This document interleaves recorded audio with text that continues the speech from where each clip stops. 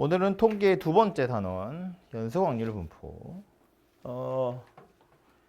이거 어제 슬쩍 이야기했지만 연속 확률 분포 자체보다는 요 안에 들어있는 정규 분포가 사실 오늘 해야 될 제일 중요한 내용인데, 어쨌든 나와 있으니까 요 이야기를 짧게 하자면, 앞에 있던 단어는 이산 확률 변수의 확률 분포였고,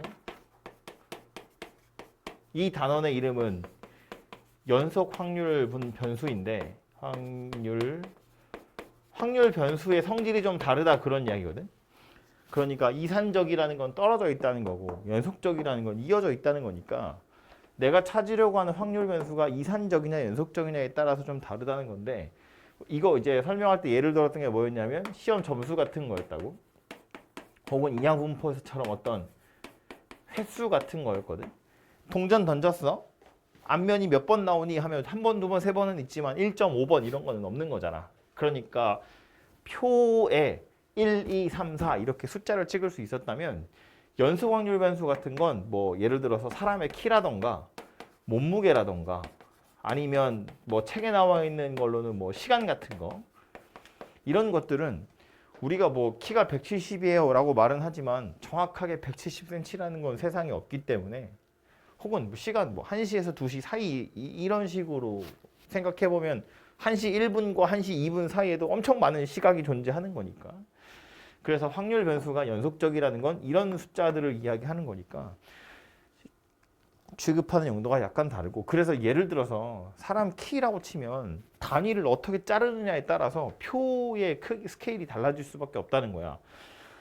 뭐 그럴 리 없지만 사람이 160에서 170 사이에 모든 사람이 존재한다고 치면 1cm씩 자르면 10개가 될 건데 0.1cm씩 자르면 100개짜리 표가 만들어지는 거잖아. 그러니까 이제 확률 변수가 연속적이라는 건 이런 의미이기 때문에, 가장 큰 차이는 뭐냐면, 얘는 확률 분포 표라는 걸 이용해서 확률 변수들의 분포를 파악할 수 있었다면, 얘는 표를 그릴 수가 없다는 거야.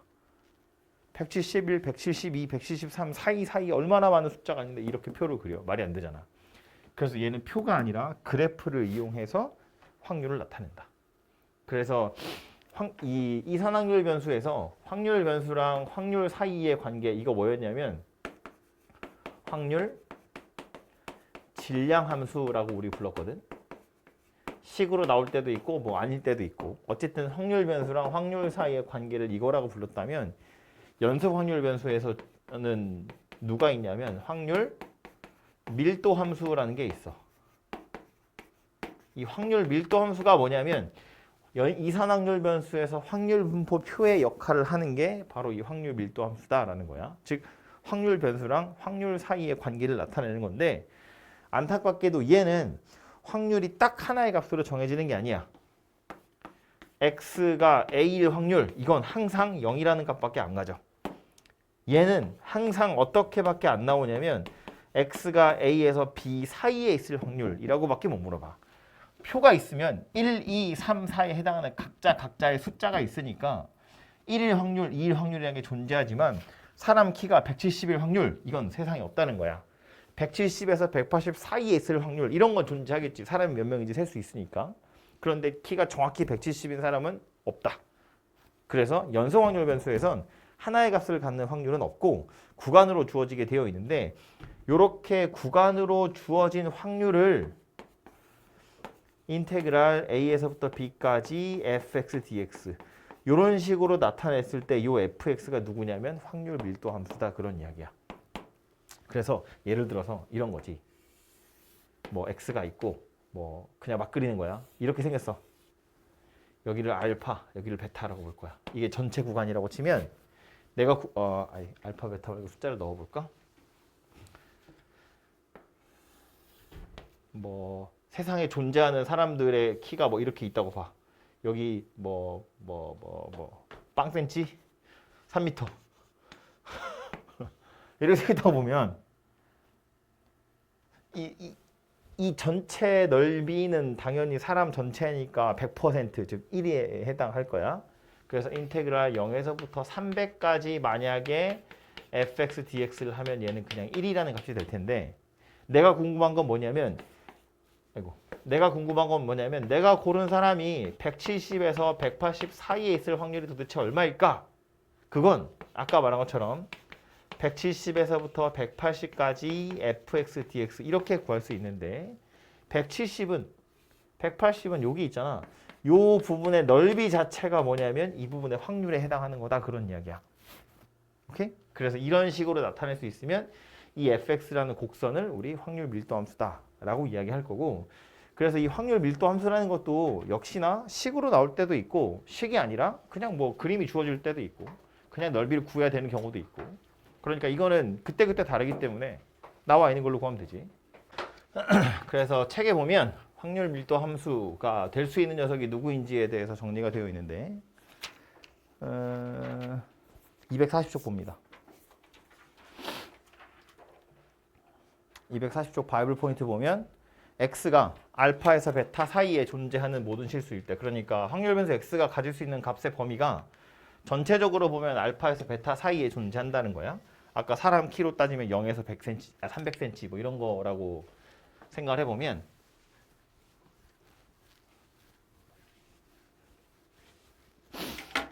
전체 범위 안에서 이렇게 곡선으로 생겨먹은 게 확률 밀도 함수인데 당연히 확률 밀도 함수 0보다 커야 돼. 왜냐면 핵심은 뭐야? A에서 B 사이에 들어있을 확률을 넓이 가지고 구하겠다는 거야. 근데 이거 지금 말로 설명하니까 이렇게 길지만 결국 fx, x축, x는 a, x는 b로 둘러싸여진 도형의 넓이니까 이거 뭐다고? 인테그랄 a에서부터 b까지 fx, dx 이렇게 생긴 거거든. 그러니까 이 인테그랄이라는 표현을 안 배우고 확통 배우는 친구들이 있기 때문에 이걸 못 써서 말로 이렇게 하고 있는데 실제로는 이 확률을 이렇게 표현할 거기 때문에 fx가 x축 밑에 존재해버리면 종적분을 했을 때 음의 값을 가질 수도 있잖아. 확률이 음수가 된다는 이야기니까 말이 안 되거든. 그래서 fx라는 건 항상 0 이상의 값만 가져야 돼 그런 이야기고 두 번째로 x라는 확률 변수가 알파에서부터 베타 사이의 모든 실수를 가질 수 있기 때문에 이것이 전체 구간이라고 치면 알파에서부터 베타까지 적분했을 때 넓이는 1이더라. 확률 전체니까 1이 될 거다 그런 이야기고 내가 원하는 구간의 확률은 내가 원하는 구간의 넓이 가지고 표현할 수 있다. 이렇게 표현할 수 있으면 이걸 그냥 확률 밀도 함수라고 하겠다라는 거야. 실제로 확률 밀도 함수를 구해야 되는 경우도 있고 나와 있는 확률 밀도 함수 가지고 확률을 구해야 하는 경우도 있고 예제 가서 보면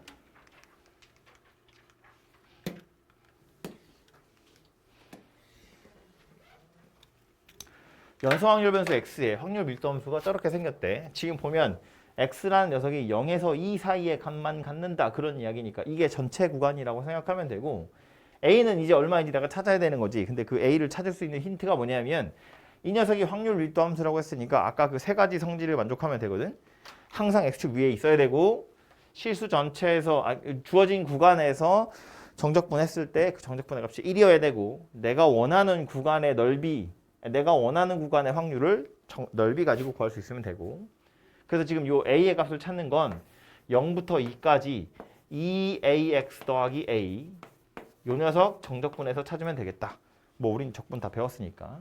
그래서 해보면 뭐 ax 제곱 더하기 ax에 0에서 2 이렇게 생겼을 거고 넣어보면 6a 이렇게 생겼을 거니까 얘가 1이면 되더라. 그래서 a가 6분의 1이다. 그 소리가 되고 a의 값이 6분의 1인데 구하라고 한 건 뭐야?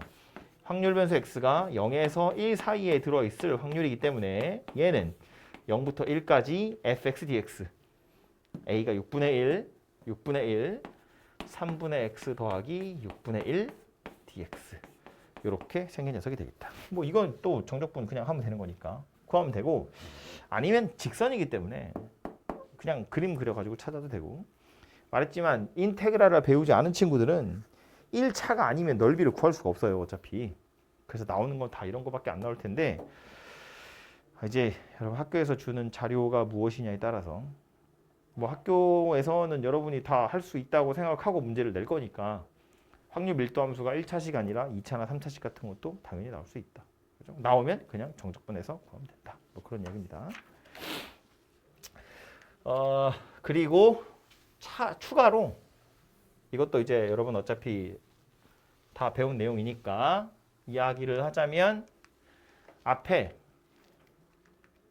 빠졌는데 이제는 교과서에는 잘 안 나오긴 하는데 이 연속 확률 변수에서도 평균이랑 분산을 구할 수 있거든요.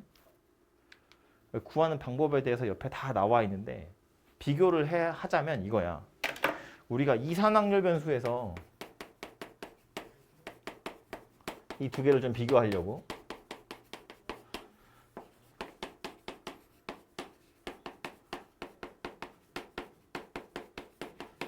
얘한테 중요한 키워드 뭐였냐면 확률 분포표였고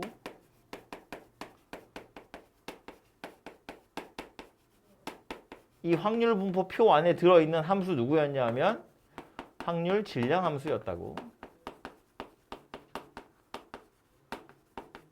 그래서 이렇게 생긴 표 그려가지고 뭐 하는 게 이제 이산 확률 변수에서 우리가 했던 거고 연속 확률 변수는 표는 없어. 대신에 확률 밀도 함수라고 하는 그래프가 주어질 거고 그럼 그 그래프 가지고 넓이를 이용해서 확률을 구하게 되어 있다. 그런 이야기였어.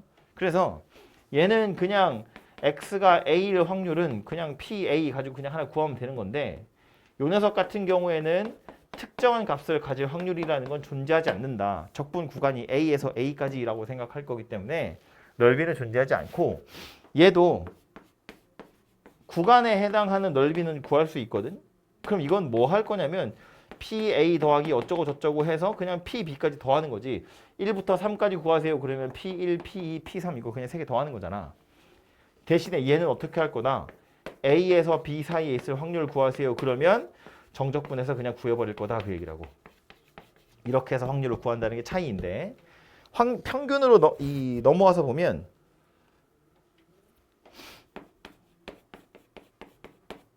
시그마 xi pi 이렇게 구했거든. 시그마 pi가 평균 그랬잖아. 이전에 그냥 x 없이 시그마 pi만 하면 1이잖아. 이게 확률의 전체 합이니까. 그럼 얘 입장에서 보면 확률의 그거부터 쓸 걸 그랬나? 시그마 pi라고 하는 건 그냥 확률의 전체 합이니까 1이거든.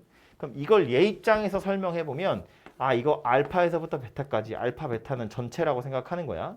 이거 전체에서 정적분을 한 값은 1이다. 이렇게 생긴 녀석이 되고 그럼 1위로 내려와서 보면 평균 구하세요 했을 때 우리 어떻게 했냐면 시그마 xi pi 했거든. 그럼 여기서 이 시그마 pi가 사실상 인테그랄 fx dx의 역할을 하는 거야. 그래서 평균 구하세요 그러면 알파에서부터 베타까지 fx dx인데 요 안에 x가 하나 이렇게 쏙 들어가면 된다고. 그래서 요거 x의 평균을 구하세요가 돼버려.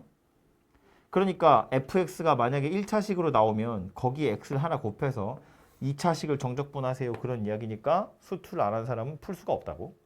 그래서 안 나온다고. 근데 여러분은 할 수 있으니까 나올 수도 있겠죠. 분산 구하세요. 그러면 분산의 정의 뭐였어? 편차 제곱의 평균이었다고. 혹은 제곱의 평균에서 평균의 제곱을 빼는 거였는데 그럼 여기서도 분산을 구하는 건 시그마 대신에 인테그랄 오면 되는 거고 중간에 들어가는 건 x-m의 제곱에 pi 자리에 fx dx 이렇게 들어가면 된다는 거야. 이거 그냥 계산해도 전개 다 해가지고 정적분 계산하면 그게 분산을 구하는 거다라는 거지. 당연히 이런 방식으로도 풀 수 있겠지. 풀자면 전체 구간에서 x제곱의 평균에서 평균의 제곱을 빼서도 구하자면 구할 수 있다. 그런 이야기라고. 그래서 사실은 새로운 걸 하는 게 아니라 그냥 기술적으로 여러분이 배우지 않고 하는 친구들이 있어서 안 나오는 것 뿐이지 이거나 방법이 똑같고 시그마 대신에 인테그랄 알파에서 베타 전체가 들어가면 되는 거고 pi 확률 대신에 fx dx가 들어가면 된다는 거야. 그러니까 시그마 pi가 무언가의 평균이라고 치면 인테그랄 fx dx도 무언가의 평균이다라는 거고 이 안에 누가 들어있는지를 잘 보면 평균값 구할 수 있다. 그런 이야기라고. 그죠? 그래서 앞에 있는 거 잘 외우고 계시면 연속확률 변수에서도 평균, 표준, 편차 구하는 건 똑같은 방식으로 구하면 되겠다. 됐죠? 요 얘기가 아까 이야기했던 그 페이지에 차근차근 정리되어 있고 증명도 되어 있고 하니까 한번 읽어보시면 되고요. 해당하는 문제는 아마 거기 없을 텐데 나중에 학교에서 혹시 수업하면 그때 가서 다시 이야기하도록 하고요. 다음 넘어가서 정규 분포입니다. 연소 확률 변수에서 특별한 녀석으로 정규 분포라는 걸 배우는데 이산 확률 변수에서는 이항 분포라는 게 있었고 연소 확률 변수에서는 정규 분포라는 것이 존재하는데 이 녀석은 어떤 거냐면 확률 밀도 함수가 약간 특별한 녀석이거든. 복잡해서 외울 수가 없어. 나도 안 외워. 외웠다 까먹고 그래서 그냥 외우지 않는다. 여러분 외울 필요 당연히 없다. 분의 1에 2에 x-m의 제곱 나누기 2 시그마 제곱.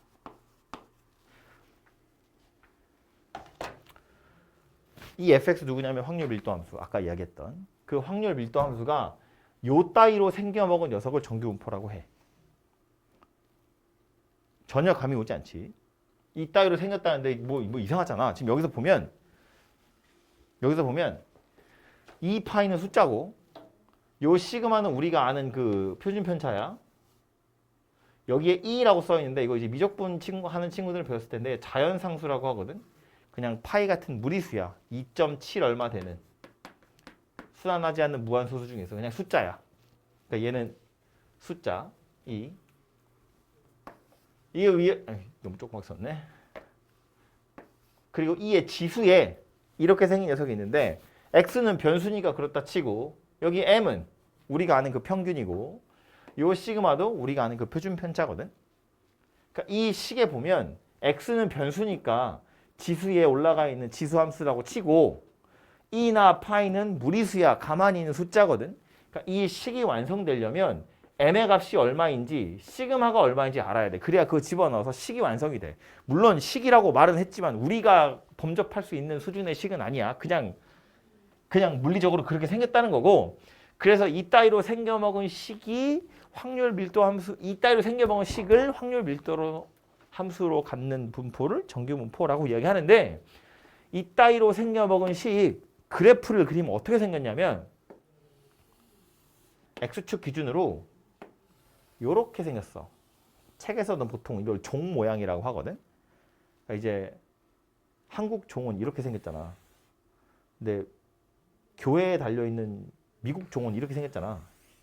그래서 이제 서양에 있는 종 모양이라고 생각을 좀 하면 되겠지. 그래서 이렇게 생겼고 요 딱 가운데 꼭대기 여기에 누가 있냐면 m이 있어. 요 m 평균.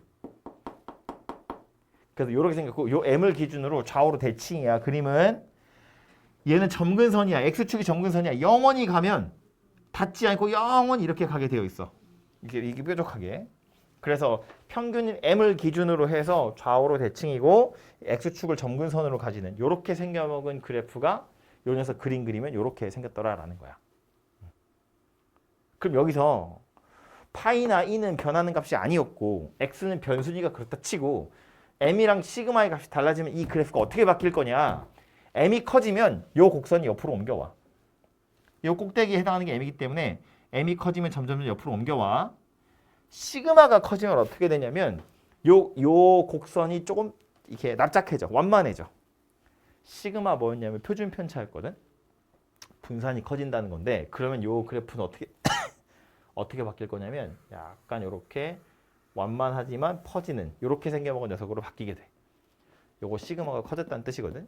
이거 왜 그런 거냐면 얘도 확률 밀도 함수이기 때문에 우리는 넓이를 이용해서 확률을 구하게 되어 있는데 처음에 그렸던 곡선이랑 두 번째 그렸던 곡선 생각해보면 처음에 그렸던 곡선이 평균 근처에 많이 모여 있다는 게 눈에 보이죠.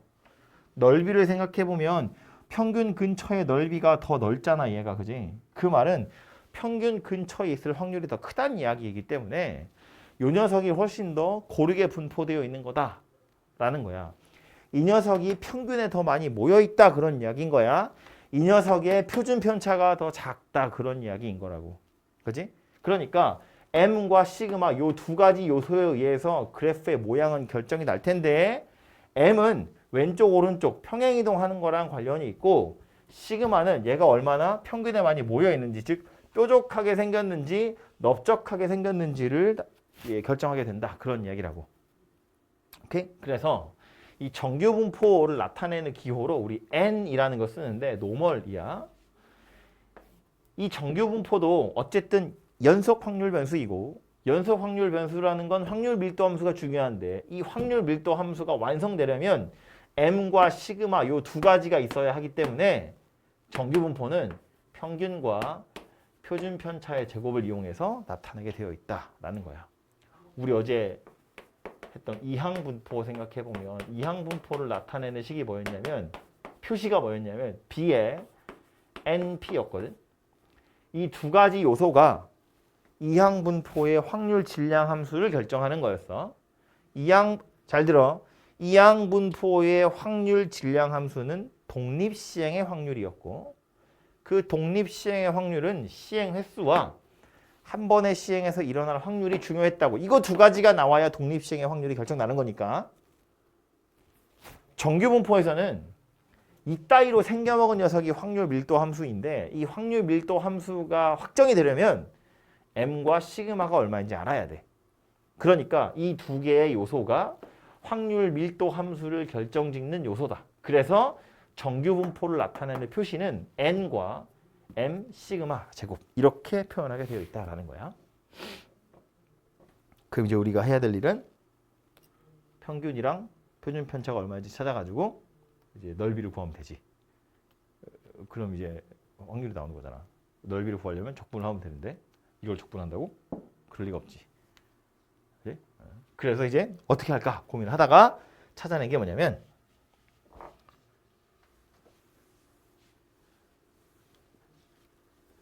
정규 분포 중에 약간 특별한 녀석으로 표준 정규 분포라는 게 있어. 표준 정규 분포는 뭐냐면 얘도 정규 분포이긴 한데 평균이 0이고 표준 편차가 1인 정규 분포. 이걸 표준 정규 분포라고 합니다. 하필이면 평균이 0이고 하필이면 표준 편차가 1인 녀석. 이걸 표준 정규 분포라고 이야기한다고. 그럼 이 표준 정규 분포에 해당하는 확률 밀도 함수는 m에다 0을 집어넣으면 되고 시그마에다 1을 집어넣으면 되기 때문에 2파이분의 1에 2에 마이너스 2분의 x제곱 이렇게 생긴 녀석이 되거든. 저거보다는 좀 간단하지만 역시나 우리가 적분할 수 있는 녀석은 아니야. 아무튼 이렇게 생긴 녀석이 만들어지는데 그럼 요 녀석을 가지고 요 녀석을 이용하면 뭐가 좋으냐면 얘는 이미 이 x를 제외한 나머지는 다 숫자로 정해져 있잖아. 그러니까 이거는 넓이를 미리 구해 놓을 수가 있어.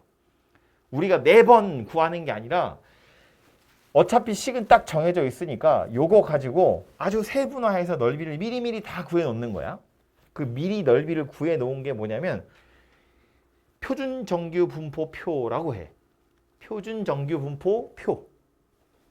여러분 책에 맨 뒤에 가서 보면 확통 모든 책에 보면 제일 뒤에 있습니다. 부록에 308쪽입니다. 표준 정규 분포표라고 있죠? 광고 바로 앞 페이지에 보면 나와요. 표준 정규 분포표. 이게 뭐냐면 이 표준 정규 분포의 확률을 미리 계산해 놓은 표다. 그 얘기야. 얘도 계산을 해보면 이렇게 생겼겠지. X축이. 어쨌든 정규 분포니까 생긴 모양은 이렇게 종 모양으로 생겼어. 평균이 0이니까 여기가 0이거든. 그럼 예를 들어서 표준 정규 분포를 따르는 확률 변수를 우리 특별히 Z로 많이 표현합니다. Z로. 그래서 내가 궁금한 건 Z가 0에서 1 사이에 있을 확률이 궁금해. 그러면 0에서 1까지 이 부분의 넓이가 궁금하다 그 얘기잖아. 그럼 이 녀석은 확률 분포 이제 표준 정규 분포표에 따르자면 Z에 1.00을 찾는 겁니다. 이거 찾는 방법은 보시면 0부터 어디까지를 나타내는 거거든. 그래서 내가 지금 0에서 1까지잖아. 그럼 이 표에서 1을 찾는 거야. 1을 찾는 건 이거 뭐지? 사용로그표 찾는 거랑 비슷해. 1.0에 0을 찾으면 돼. 그 0.3413이라고 써 있죠? 그러니까 이 넓이가 얼마다? 0.3413이다 그 얘기야. 그러니까 이것의 확률이 0.3413이다 그 얘기인 거야. 내가 찾고 싶은 게 아하, 나 마이너스 1에서 2가 궁금해. 이래버리면 얘는 두 개로 자를 거야. 마이너스 1에서 0까지랑 0에서 2까지로. 왜냐면 마이너스 1에서 2까지라고 했는데 우리가 계산해 놓은 건 다 0부터거든. 그러니까 마이너스 1에서 0까지랑 0에서 2까지로 계산할 거고 마이너스 1에서 0까지는 0에서 1까지랑 또 똑같을 거 아니야. 얘도 좌우로 대칭 녀석이잖아. 그지? 그러니까 얘는 0에서 1까지 이거랑 같은 값일 거니까 0.3413 이렇게 생겼을 거고 0에서 2까지는 표에서 찾아보면 얼마니?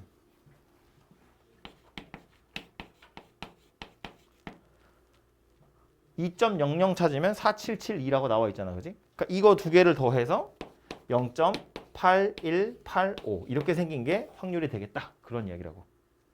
여기서부터 여기까지 확률이 0.8185다. 그런 소리인 거야. 오케이? 숫자가 더러워도 마찬가지야. 뭐 2에서 3.5가 필요해. 그럼 이거 어떻게 해? 아하, 0에서 3.5까지를 찾아가지고 0에서 2까지를 빼버리면 되지. 2에서 3.5가 궁금해. 그럼 0에서 3.5에서 0에서 2를 빼면 2에서 3.5가 나오는 거잖아. 오케이? 만약에 P가 Z가 1 이하일 확률이 궁금해. 그럼 이거 어떻게 해?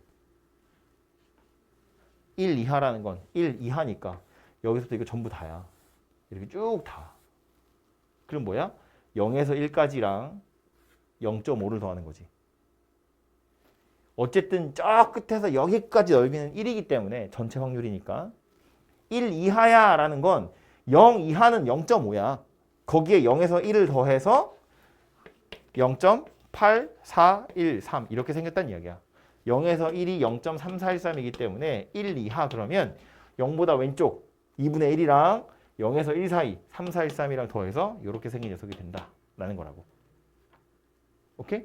그래서 이 표를 이용해서 주어진 부분의 넓이를 구하면 되겠다. 그런 이야기고. 그럼 표준 정규 분포 Z는 표준 정규 분포 표를 이용해서 실제로 넓이를 구할 게 아니라 확률의 값을 그냥 찾으면 되는데 우리가 찾고 싶은 게 맨날 이렇게 생겨 먹었을 리는 없잖아. 사람 키는 평균이 0이 아니잖아. 몸무게 평균이 0이 아니라고. 그러니까 생뚱맞은 이상한 값들이 주어져 있을 때 요 녀석들을 가지고 확률은 어떻게 구할 거냐?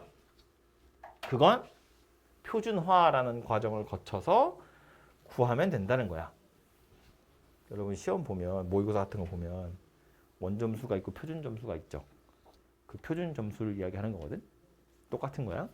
아무튼 원래는 평균이 0이 아니고 표준 편차가 1이 아닌 이상하게 생겨먹은 정규분포를 따르는 녀석도 표준화라는 과정을 거쳐서 얘를 만들 건데 우리 어제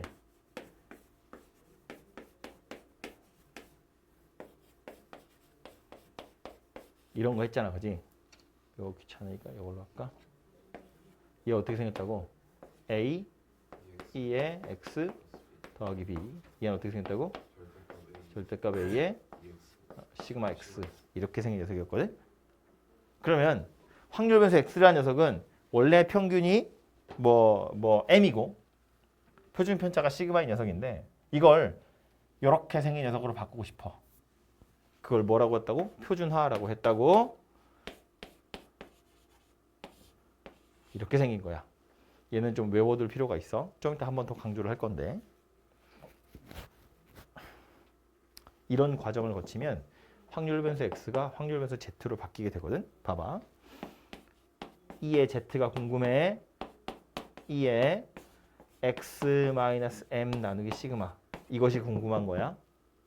그럼 얘는 시그마 분의 X 빼기 시그마 분의 M 이렇게 생긴 거잖아. 시그마 분의 2의 X 빼기 시그마 분의 M 이렇게 생긴 거라고. 이거 하고 있는 거니까. 근데 원래 이 X가 뭐였냐면 M이었잖아. 그지? 그러니까 얘는 0이다 이렇게 된다고. 그러니까 확률 변수 X에 이런 짓거리를 하면 평균이 0으로 바뀐다. 그런 이야기야. 이렇게 생긴 녀석의 표준 편차를 찾아봐. 그럼 얘도 시그마분의 1x 빼기 시그마분의 m인데 뒤에 더하기 빼기 하는 건 원래 표준 편차에 영향을 미치는 게 아니니까 시그마분의 1에 시그마분의 x 이렇게 생긴 녀석이 되겠지. 근데 시그마분의 x가 원래 뭐였냐면 시그마였잖아. 시그마분의 시그마니까 1이 된다 그런 이야기야. 그래서 이런 과정을 거치면 원래는 평균이 m이었고 표준 편차가 시그마였던 확률 변수가 평균이 0이고 표준 편차가 1인 녀석으로 바뀌게 되는구나 라는 거야. 이렇게 바꿔놓고 나서 보면 확률을 구하기가 편하다는 거지. 예를 들어서 어떤 확률 변수 x가 평균이 10이고 표준 편차가 2인 녀석이래. 이렇게 생긴 게 있는데 내가 궁금한 건 이렇게 생겨먹은 분포 중에 한 놈을 골랐을 때 그 놈이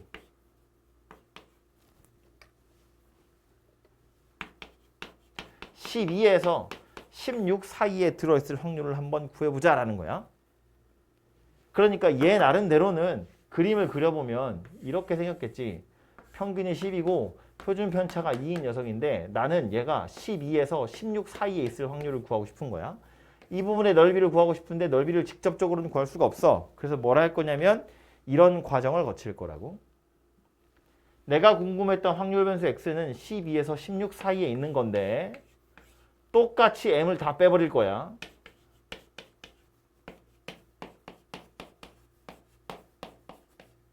그리고 표준 편차로 다 나눌 거야. 이렇게. 그러고 나면 얘는 1이 되네. 얘는 x에서 평균 빼고 표준 편차 나눈 거니까 z가 돼버리는 거라고. 얘는 계산해 보니까 3이라고 나와. 즉 확률 변수 x가 여기서 여기 사이에 있을 확률이라는 건 표준 정규 분포를 따르는 확률 변수 z가 1에서 3 사이에 있을 확률이랑 같더라라는 거야. 그럼 얘는 어떻게 구할 거라고? 표에서 구할 거라고.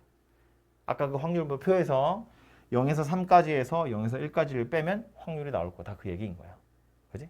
그래서 얘는 이런 식으로 표준화를 거쳐서 넓이를 구할 수 있다. 그런 소리라고.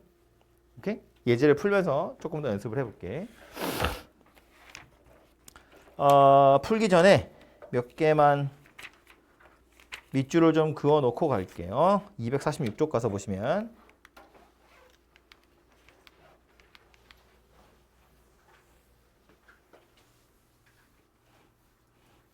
정규분포식은 외울 필요는 없고요. 나도 못 외우는데 굳이 외울 필요는 없고 그냥 뭐 되게 더럽게 생긴 게 있었다 정도만 기억을 하시면 되고 당연히 여기 노란색 쳐져 있는 건 뭐 기본적으로 다 알고 있어야 되는 거니까 기억을 하시고요. 여기 보면 정규분포를 나타내는 표시라면서 이제 진한 글씨로 써 있죠. 빨간색 글씨로 n에 m, 시그마 제곱 이렇게 돼 있잖아. 왜 그런지 모르겠지만 항상 여기는 표준 편차의 제곱을 쓰거든. 이거 표준 편차의 제곱이면 분산이잖아요. 근데 분산을 쓰지 않고 표준 편차의 제곱을 써. 당연히 분산이 맞아. 무슨 얘기냐면 예를 들어서 뭐 평균이 10이야. 표준 편차가 루트 3이야. 그럼 쓰면 그냥 10,3 이렇게 쓰면 좋잖아. 근데 이렇게 잘 안 쓰고 10에 표준 편차의 제곱 이렇게 쓴다고. 굳이 항상 이렇게 쓰니까 이렇게 썼다고 틀렸다고는 안 하겠지만 대부분 이렇게 쓰니까 이렇게 쓰는 게 막 죽도록 싫지 않으면 저렇게 쓰세요. 표준 편차의 제곱으로. 아무튼 그렇게 생겼다는 거 좀 생각하시면 되고요. 옆에 페이지에 보면 이 위에 설명 나와 있는 거 이거야. m이 변할 때, 시그마가 변할 때 그래프가 어떻게 변하는지를 설명하고 있고요. 말한 것처럼 m은 꼭대기 x좌표이기 때문에 m이 바뀌면 그래프가 평행이동하는 거고 시그마는 얼마나 퍼져 있는지를 나타내는 거니까 보는 것처럼 시그마가 작아질수록 표준 편차가 작다는 건 편차가 작은 거니까 많이 모여 있다는 뜻인 거잖아. 평균 근처에 많이 모여 있어. 시그마가 커졌다는 건 많이 퍼져 있다는 뜻이니까 평균보다 바깥쪽에 많이 퍼져 있다. 그런 이야기인 거라고. 그지? 그래서 밑에 보시면 표시해야 될 건 요거 3번에 보시면 정규분포 곡선의 성질인데 이건 확률 밀도 함수의 기본적인 성질들은 당연히 다 가지고 있고 거기에 추가적으로 생각해야 되는 거 x는 m에 대해서 좌우로 대칭인 종 모양이다 라는 거 생각하셔야 되고 그렇기 때문에 m에서 최대값 갖는다라는 거야. 나머지 애들은 다 말로 했던 거니까 기억하시고 맨 밑에 플러스에 보면 또다시 한번 강조되어 있는데 이거 통계 맨 앞부분에도 이런 표현이 있었거든. 시그마가 작을수록 평균 근처에 많이 모여 있는 건데 그 평균 근처에 많이 모여 있다는 걸 분포가 고르다라고 표현한다는 거야. 분포가 고르다는 건 평균 근처에 많이 모여 있는 게 분포가 고른 거야. 전부 다 50점인 게 분포가 고른 거라고. 빵점에서 100점까지 있는 게 고른 게 아니고. 오케이? 이게 국어적으로 약간 헷갈릴 수 있으니까 기억하시고. 다음 페이지 가서 보면 표준 정규 분포 얘기 나오는데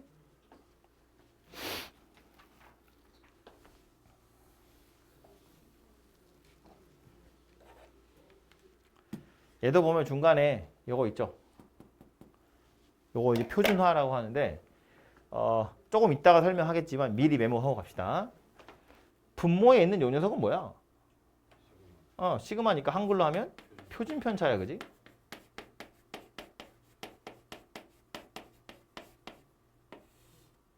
분자에는 x-m은 뭐야? 그걸 뭐라고 해? 저걸 뭐라고 해? 편차. 분산할 때 나왔던 거잖아. 그지? 그래서 요 식을 찬찬히 뜯어보면 Z는 편차가 표준 편차의 몇 배냐를 나타내는 거야. 혹은 시그마 요리를 넘기잖아. 요거는 그래서 옆에다 좀 써두세요. 요거 바로 옆에다가 Z 옆에다가 요거 한글로 써있는 요거는 쓰시고 요거는 설명하는 거는 안 써도 돼요.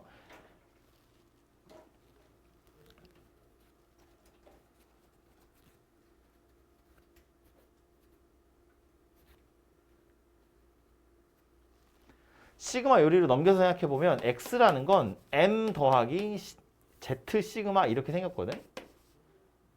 그러니까 확률변수 X가 평균에서 표준 편차 몇 배만큼 떨어져 있니를 물어보는 거야.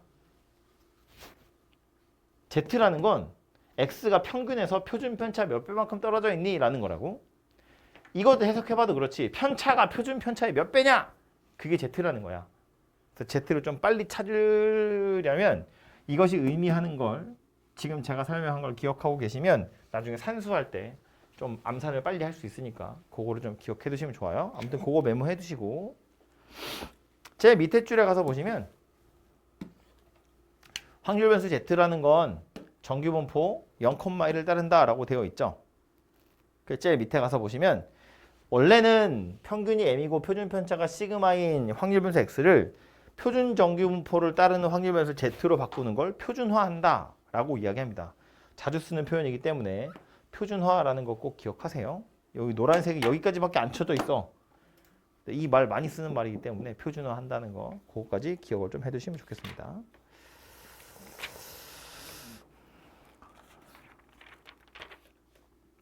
문제로 가보죠. 아이고 예제 2번.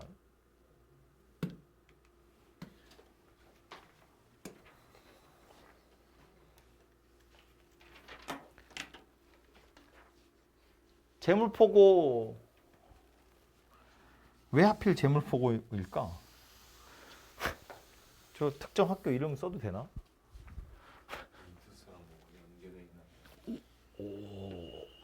내가 알기로 재물포고는 열심히 공부하는 학교 아닌데 1학년 남학생 400명 몸무게 평균이 60 표준 편차가 5kg인 정규 분포를 따른대. 그러면 자, 몸무게라는 걸 확률 변수 X라고 생각해 보면 얘는 지금 정규 분포를 따른다고 알려줬어.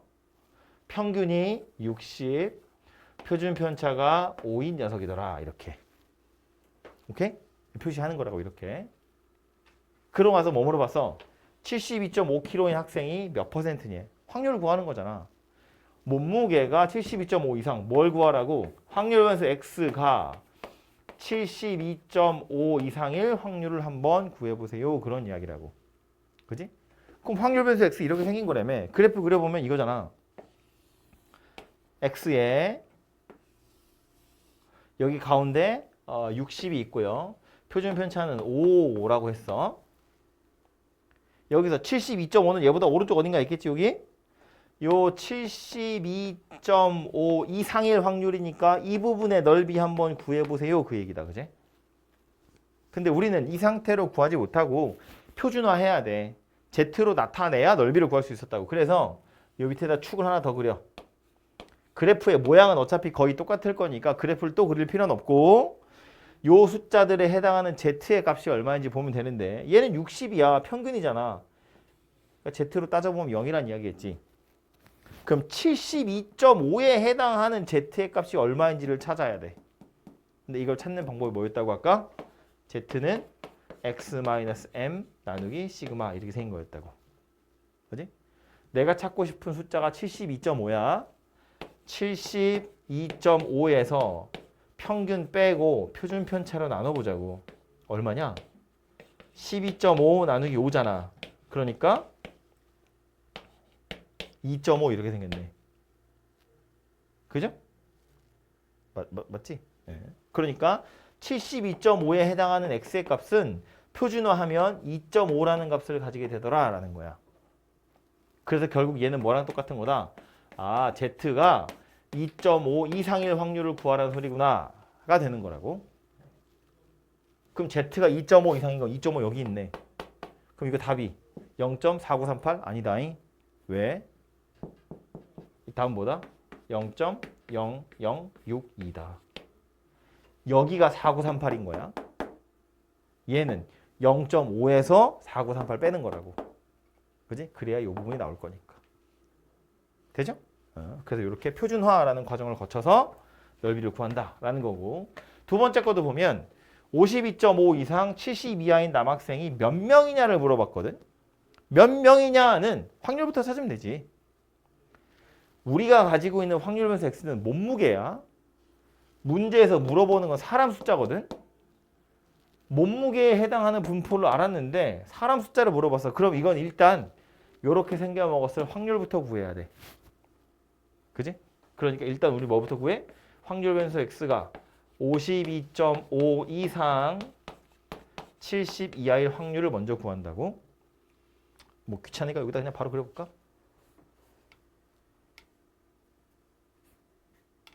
52.5 여기쯤에 있을 거고 70 뭐 여기쯤에 있다고 치고 이번엔 요 사이의 넓이가 궁금한 거잖아. 그럼 얘도 Z로 바꾸자고. 52.5랑 70이야. 암산해볼까? 70은 얼마겠어? 60에서 70까지 표준 편차 몇 칸 가야 돼? 60에서 70까지 가려면 표준 편차 몇 칸 가는 거야? 2칸 가야지. 표준 편차가 5인데. 이건 X잖아. Z가 아니고. 그지? 60에서 70까지는 5를 2칸 가야 돼. Z가 얼마라고? 2라고. 별로? 70에서 60 빼고 표준 편차로 나누는 게 Z잖아. 그지? 그러니까 이 편차가 표준 편차의 몇 배냐? 였다고. 오케이? 그럼 얘는 5가 한 칸이라고 치면 60에서 52.5까지 5에다가 2.5 갈 거잖아. 그러니까 1.5칸 가야 되는 거네. Z로 따지면 얼마다? 마이너스 1.5가 될 거다. 그 얘기라고. 왼쪽으로 하니까 마이너스겠지. 그지? 그럼 확률 실제로 구해보면 1.5에 해당하는 건 4332. 여기가 0.4332. 2에 해당하는 건 4772. 여기가 0.4772. 그래서 둘이 더하면 확률은 얼마다? 0.9104 이렇게 생겼다. 그지? 확률은 이거고 물어본 건 뭐야? 몇 명이니? 400명이기 때문에 여기 400 곱하면 답이 되겠지. 그지? 400명 중에 91%다. 그런 이야기니까. 됐죠? 그래서 얘를 계속 구하라고 하는 거 표준화 해가지고 산수하는 게 이제 정기분포에서 우리가 해야 될 일이다. 그러니까 이건 이해하는 게 아니고 그냥 기계적으로 계속 문제 푸는 거야. 생긴 모양이 똑같잖아. 그지? 이투스 고등학교 허접하네. 2학년 학생 상위 8%는 1등급을 받는데 호호. 수행평가 성적이 평균이 30, 표준 편차가 5인 정규분포를 따른다고 할 때 1등급 받은 학생의 최저 점수를 한번 찾아보세요야. 이번엔 확률이 나온 거지. 8%라고. 자, 나와 있는 확률 변수는 성적이네, 그지? 수학 수행평가 성적의 평균과 표준 편차가 나왔으니까 성적, 즉 점수가 확률 변수 x인 거고 얘는 정규 분포를 따른다고 되어 있어. 평균이 30, 표준 편차가 5 이렇게 생긴 녀석입니다. 그죠? 그래프를 그려보면 확률 변수 x에 종 모양 30에 표준 편차가 5 이렇게 생긴 녀석인데 궁금한 건 1등급 받은 학생의 점수가 궁금하네. 1등급이라는 건 상위 8%래. 그러니까 점수 순으로 가면 여기가 낮은 점수고 여기가 높은 점수일 거 아니야. 상위 8%라는 건 여기서 잘라서 여기가 8%라는 이야기잖아. 그지? 이 부분의 넓이가 0.08이 되도록 하는 요 값이 얼마니? 이게 궁금한 거라고. 그지? 이 점수보다 높은 애들이 8%예요. 그 얘기 하는 거니까. 그래서 최저 점수는 X가 될 거다. 똑같이 X가 좀 그런가? 뭐 K라고 할까? K점보다 높은 애들이 8% 있다. 그런 이야기가 되는 거고. 그럼 얘도 표준화해서 Z로 바꾸어서 볼 건데 얘는 평균이니까 0이야.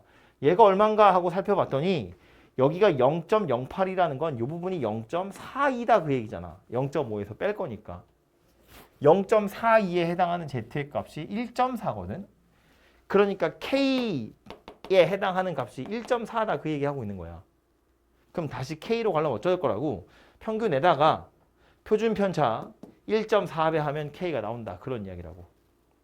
식으로 찾으면 이거야. 최저 점수를 K라고 했을 때 X가 K 이상일 확률이 8%야. 그 얘기하고 있는 건데 이 K라는 것도 결국 K에서 평균 빼가지고 표준 편차로 나누는 거잖아. 이게 지금 Z의 값인데 평균이 얼마냐면 30점이고 표준 편차가 5점이라고. 얘가 지금 1.4라는 Z의 값으로 나와 있는 거잖아. 그때 K가 얼마냐 물어보는 거고. 그지? 그러니까 K는 30에다가 1.4의 표준 편차를 더하면 되겠다. 그 얘기라고. 그지? 그래서 계산을 하면 뭐 37점이다 이렇게 나오겠죠. 37점이 1등급의 최저 점수다. 그런 이야기라고. 그러니까 아까는 이거 주고 확률이 얼마냐를 물어봤다면 이번엔 확률이 주고 얘가 얼마냐를 물어보는 건데 과정이 똑같잖아. 그죠? 표준화해서 Z의 값만 잘 찾으면 되겠다. 그런 이야기고. 잠깐. 이건 아직 얘기 안 했는데.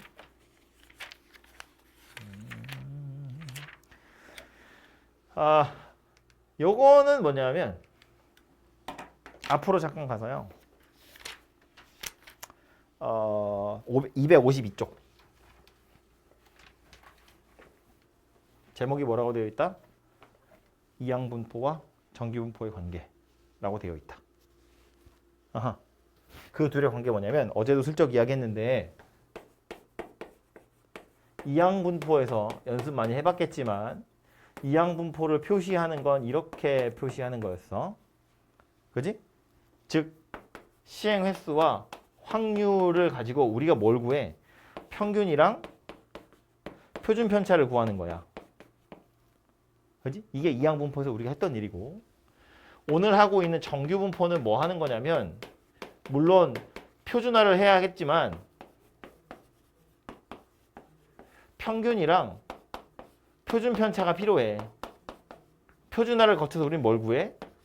확률을 구하는 거야. 그러니까 둘이 좀 달라. 방향이 반대야. 완전히 반대되는 건 아닌데 얘네 둘 사이 관계라는 게 보통 어떤 거냐면 이렇게 연결이 많이 돼. 얘 가지고 얘를 구해서 이거 가지고 다시 얘를 찾는 거야. 서로 지금 왔다 갔다 할 수 있거든. 책에 나와 있는 내용을 다시 이야기하자면 이항분포라는 건 이산항열 변수야. 정규분포는 연소항열 변수거든.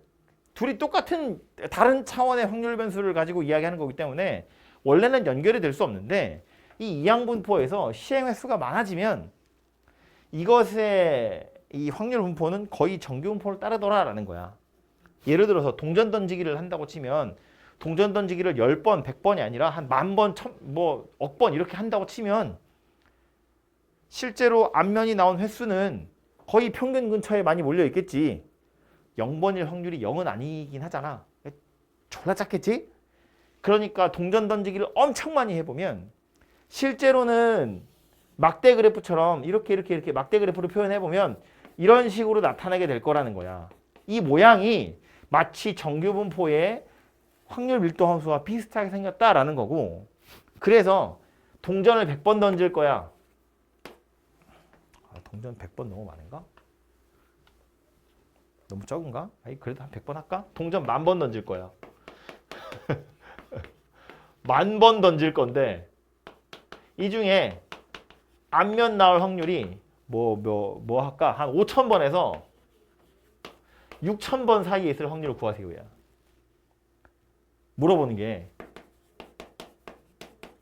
그럼 동전 10,000번 던질 거고 앞면 나온 횟수 이야기하는 거니까 이항분포구나라는 생각이 일단 들어야 돼. 근데 우리는 이항분포 가지고 뭐 한다고? 평균 표준 편차 구하는 거라고. 근데 지금 얘 뭐 물어봤어? 그래서 앞면이 5,000번에서 6,000번 나올 확률을 물어본 거야. 그럼 이거 원래 어떻게 해야 돼? 5,000번 나올 확률, 5,001번 나올 확률, 5,002번 나올 확률, 5,003번 나올 확률 등등등 6,000번 나올 확률까지를 다 더해야 돼. 1,001개의 값을 찾아서 더해야 된다고?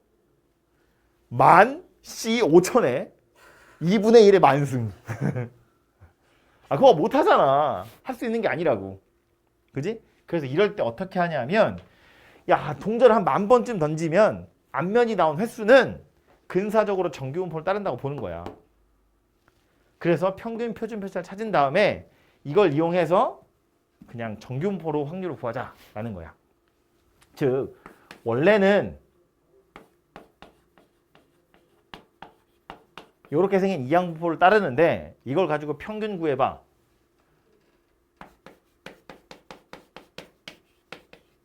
(5,000번) 되겠지? 분산 구해봐. 2,500번 되겠지? 2,500 되겠지? 그래서 표준 편차 구하면 50 될 거 아니야. 그지? 그러면 사실은 이산확률 변수이지만 이만큼 졸라 큰 숫자면 이거 그냥 정규분포 따른다고 근사하자. 평균이 5,000에 표준 편차가 50이라고 보겠다는 거야. 6,000번 너무 많은가? 6,000번까지 안 해도 되겠네. 5,100번 이렇게 하자. 너무 소심해졌네. 이렇게 생각해 보자고.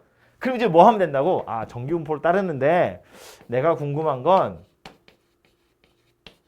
5,000번에서 5,100번 사이에 있을 확률인 거야. 그러니까 정규분포 따른다고 치고 여기 5,000번에 표준 편차 50번인데 5,000에서 5,100이 필요하대. 그럼 뭐 하면 돼? 표준화하면 돼. Z로 바꿔. 5,000에 해당하는 Z값은 빵이야. 5,100에 해당하는 Z값은 얼마야? 2야, 그지? 표준 편차 두 칸 간 거니까. 결국 얘는 Z로 따지면 0에서 2 사이의 값을 갖는다라는 거야. 0에서 2 사이의 값은 표 찾으면 되지. 뭐 나와? 0.477? 안 나와. 없어? 0.4772 나오겠지. 이렇게 해서 확률이 47.72%야. 대략. 이렇게 구하겠다는 거야. 아하. 그러니까 이항분포를 따르는 확률 변수도 평균 표준 편차는 당연히 어제 했던 거대로 할 건데 얘 가지고도 확률 물어볼 수 있는 거잖아. 동전 앞면이 이렇게 나올 확률은 얼마니 이렇게 물어볼 수 있다고. 그럼 이거를 독립시행의 확률로 일일이 구할 게 아니라 이렇게 엄청나게 큰 숫자라면 야 정규분포 따른다고 근사치고 정규분포 가지고 확률을 구하자라는 거야. 이렇게 연결이 되어 있다고. 그지? 동전 던질 거야. 졸라리. 평균 표준 편차 구해서 정규분포라고 치고 확률을 구하는 거라고. 나중 되면 이렇게 왔다가 요거 가지고 다시 요리로 가는 경우도 있어. 근데 보통 여기서 이렇게 올 땐 확률 변수가 안 바뀌거든. 앞면이 나온 횟수 앞면이 나온 횟수, 앞면이 나온 횟수. 확률 변수가 안 바뀌는데 여기서 이리로 갈 땐 앞면이 나온 확률 변수가 바뀌어. 이거로 찾은 확률을 가지고 저리로 가면 약간 변수가 바뀌게 돼 있어. 네, 아무튼 그래서 하고 싶은 얘기는 뭐다? 이항분포 가지고 확률 구하라고 하면 독립시행의 확률로 구할 때도 당연히 있겠지만 숫자가 너무 크다면 독립시행의 확률로 구할 게 아니라 정규분포를 근사해서 구할 거다라는 거고, 그게 이항분포와 정규분포 사이의 관계다라는 거고, 핵심은 253페이지에 바이블 포인트 안에 들어 있습니다.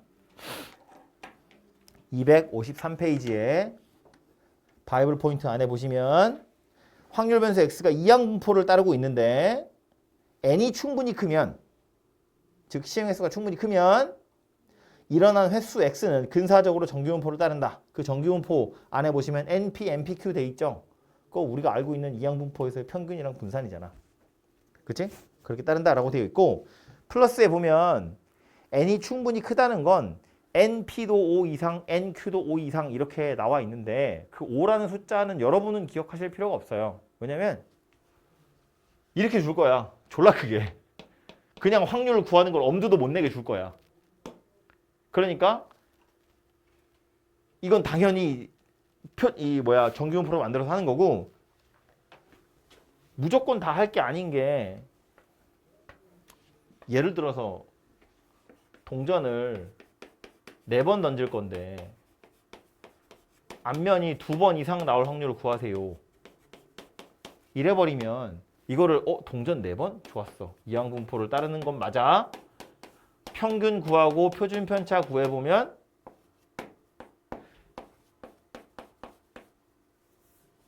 이렇게 생긴 게 맞거든? 그럼 이걸 가지고 정규분포야 라고 풀면 안 된다는 거야. 이건 너무 작은 숫자거든.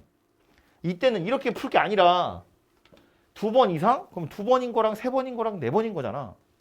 4C2에 2분의 1의 제곱, 2분의 1의 제곱. 4C3에 2분의 1의 3승, 2분의 1의 1승.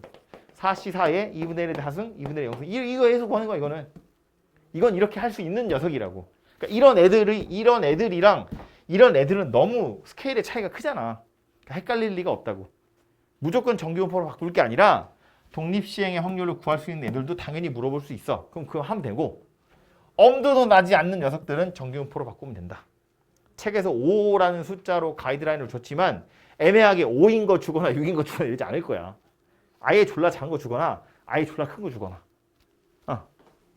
왜 5인지도 안 나왔잖아. 그냥 일반적으로 5래는데 그럼 5인가 보다 하는 거지. 왜 5인지에 대한 얘기는 없으니까 그것까지 알 필요는 없다. 예제 4번.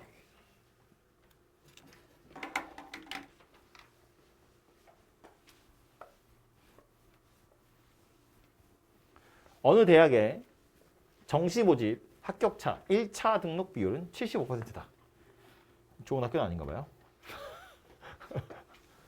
4분의 1이나 이탈을 하다니.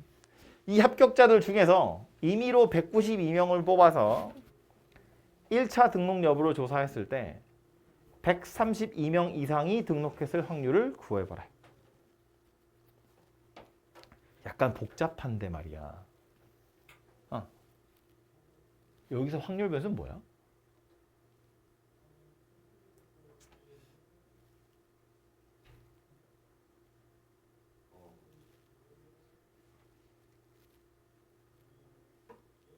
사람 숫자지, 사람 숫자. 그지? 인원수. 합격자들 중에서 등록 여부를 조사했을 때 등록했을 확률이잖아. 그러니까 등록한 인원수가 확률 변수가 되겠네. 그치? 그럼 맨 처음에 봐봐. 1차 등록 비율이 75%래. 한 사람이 등록할 확률이 75%라는 거야. 실제로 합격한 사람 중에 192명을 뽑아서 조사를 했다는 거야. 마치 192번 시행을 한 거나 마찬가지라는 거야. 한 번의 시행에서 합격이라는 사건이 발생할 확률은 4분의 3인 거야. 75%. 192번을 시행을 했다고. 뭐다? 이항분포다. 오케이? 192명을 대상으로 물어본 거잖아. 조사한 거잖아. 192명의 주사위를 던진 거야. 그지? 독립시행한 거고. 그래서 몇 명이 등록했니?를 물어보는 거니까 이항분포야. 그래서 일단 확률 변수 x 자체는 원래는 이항분포를 따른 녀석이야. 시행횟수 몇 번? 192번. 확률이 얼마? 4분의 3 이렇게 생겼다고. 그럼 이걸 가지고 평균 표준 편차 구하세요. 그럼 이항분포로 끝나는 거지. 근데 마지막에 뭐 물어봤어? 평균 표준 편차 물어본 게 아니잖아. 확률 물어봤다고 다시. 다시 확률을 물어봤다고. 그럼 우린 뭘 하면 돼? 아, 이항분포는 평균 표준 편차 구하는 건데 다시 확률을 물어봤으니까 그러면 정기분포로 근사해서 확률 구해라 그 얘기 하는 거라고. 이거를 아까 말했잖아. 132명 이상일 확률을 구하세요니까 그러면 132명일 확률 더하기 133명일 확률 더하기 134명일 확률 135명, 136명일 확률들을 다 구해가지고 더하면 대학을 못 가지. 그지? 이 192C, 132를 어떻게 구할 거냐고. 말이 안 되잖아. 그걸 하는 소리가 아니라 이걸 가지고 평균이랑 표준 편차를 구하라는 거야. 평균은 144. 분산은 여기다 4분의 1 곱하면 되겠다. 그지? 그래서 36 이렇게 나올 거니까 표준 편차 6인 녀석이야. 둘 다 충분히 큰 숫자이기 때문에 정규분포라고 근사를 치고 하라는 건 뭐다? 그래서 실제로 등록한 사람이 132명 이상일 확률을 한번 구해봐라 그 얘기라고. 그지? 그러면 이제 x에 이렇게 쇽쇽 해가지고 여기에 평균이 144, 표준 편차가 6이야. 근데 뭘 원했어? 132명 이상일 확률을 구해라 라고 했다고. 그러면 근사해야겠지, 표준화해야겠지. Z로 144에 해당하는 Z의 값은 평균이니까 0이고 132에 해당하는 Z의 값은 얼마야? 마이너스 2. 여기서 표준 편차 6이잖아. 두 칸 가야 된다고. 그지? 마이너스 2. 그러니까 요거 Z가 마이너스 2 이상일 확률을 구하라는 소리구나. 그런 이야기고. 계산해보니까 뭐야? 여기가 4, 7, 7, 2. 여기는 0.5잖아. 그지? 둘이 더해서 0.9772다. 이렇게 생겼다는 이야기라고. 오케이? 그러니까 뭘 물어보는지를 보면 대충 알 수 있다. 뭘 하라는 건지.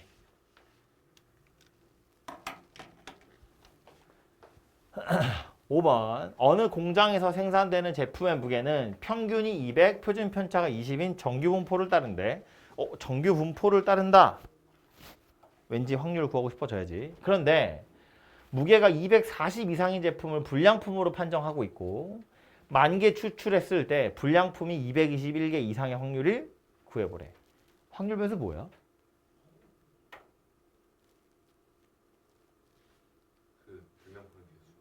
마지막에 물어본 건 불량품의 개수. 맨 위에서 나온 건 뭐야? 제품의 무게야. 2개 있다고. 그러니까 섞여 있다고. 맨 처음에 나온 건 제품의 무게에 대한 이야기를 했는데 물어보는 건 무게에 대한 확률이 아니야. 불량품 개수의 확률이라고. 그럼 무게랑 불량품 개수 사이에 뭔가 관계가 있을 거다 그런 얘기잖아. 그지? 그래서 이 확률 변수가 여러 개 섞여 있다는 거야. 그럼 첫 번째로 생각한 확률 변수는 무게라고 생각해 보자고. 얘를 x라고 보면 이 녀석 정규분포를 따른다고 얘기했어. 평균이 200, 표준 편차가 20. 이렇게 생긴 녀석이야. 그지? 이거 가지고 우린 정규분포니까 확률 구할 건데 어떤 확률을 구하면 되겠어? 240. 그지? 240 이상일 확률을 구해야지. 왜? 그게 뭔데? 불량률.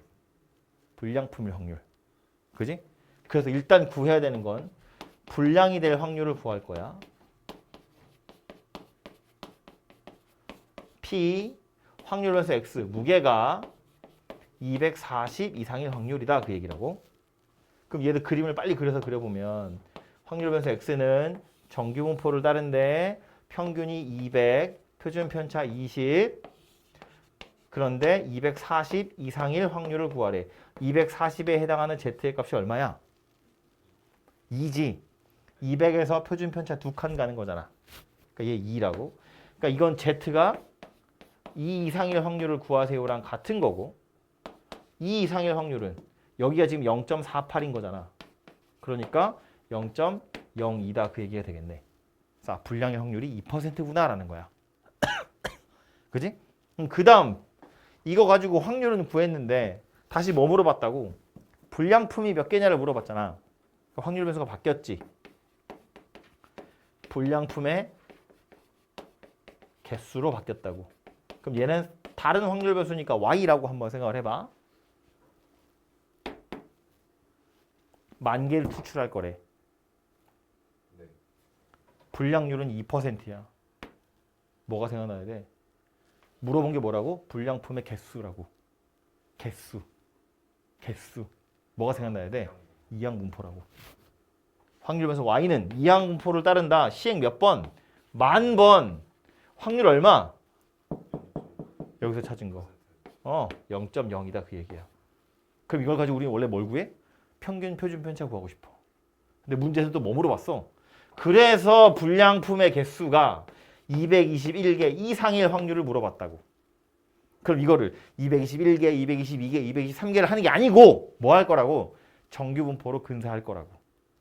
얘 가지고 평균 구할 거야. y의 평균은 둘이 곱해서 200 될 거고 y의 분산은 0.98 곱해서 196이냐? 98 곱하면? 맞냐? 그지? 이렇게 생겼고 이거 뭐 제곱한 거야? 14? 네. 14였던 것 같아요. 맞아? 그러니까 표준 편차가 14인 거잖아. 그러니까 확률 변수 y는 정규 분포를 따르는 거지. 평균이 200, 표준 편차가 14인 정규 분포를 따른다 그 얘기야. 그럼 이걸 가지고 얘 구하래. 그럼 또 그리면 되지. 이번에 확률 변수가 y야. 평균이 200, 표준 편차가 14인데 궁금한 건 221 이상일 확률이 궁금해. 이거 Z로 따지면 얼마야? 그지? 200이고 221이니까 21 차이 나는데 표준 편차는 14잖아. 그러니까 2분의 3 되겠지. 1.5. 이 둘이 빼면 21이니까 14분의 21이잖아. 표준화하는 과정은 x-m 나누기 시그마 이렇게 생긴 거라고. 그지? 그러니까 요거 Z의 값이 1.5야. 1.5에 해당하는 Z는 0.43이니까 221 이상일 확률은 얼마다? 어디 갔어? 0.07이다. 이렇게 구해진다는 거야. 오케이? 이게 사실상 최종판이야. 정규분포에서 나오는 제일 마지막. 제일 끝에 있는 문제. 이항분포, 정규분포 다 섞여 있는. 중간에 심지어 확률 변수도 바뀌어.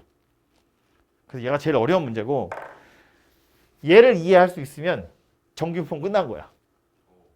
이 문제만 풀 수 있으면 이항분포, 정규분포 끝난 거야. 실제로. 이 진짜 어려운 문제거든. 확률 변수도 중간에 바뀌고 근데 이게 말했지만 주어진 게 뭐고 물어본 게 뭔지가 사실은 힌트인 거야. 확률이 주어졌어. 평균 표준 편차 구하래. 이항분포네. 평균 표준 편차가 나와 있어. 확률 구하래. 그러면 정규분포네. 평균 표준 편차가 나와 있는데 평균 표준 편차를 물어봐? 그럼 섞여 있다는 거잖아. 확률 나와 있는데 확률을 물어봐. 섞여 있다는 거야.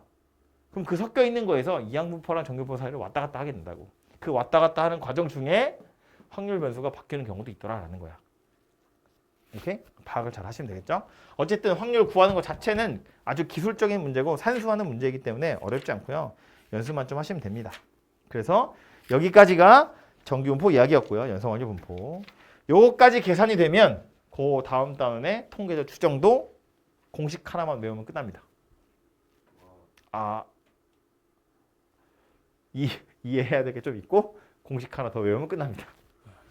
다음 주에 통계적 추정까지 끝낼 수 있습니다. 그래서 어려운 거 아니고 어제도 얘기했지만 한 번만 딱 하면 돼.